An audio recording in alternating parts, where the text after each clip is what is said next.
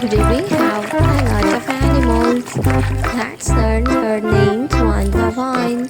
The first one is a zebra. This is a zebra. A cow. This is a cow. The next one is elephant. This is elephant. Elephant.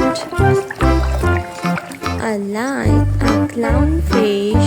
This is a clownfish. A ladybug. This is a ladybug. A seahorse. This is a seahorse. The next one is a polar bear. A frog. This is a frog. A pufferfish. This is a pufferfish.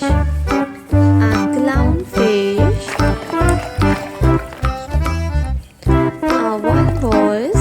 This is a walrus. A bat. This is a bat.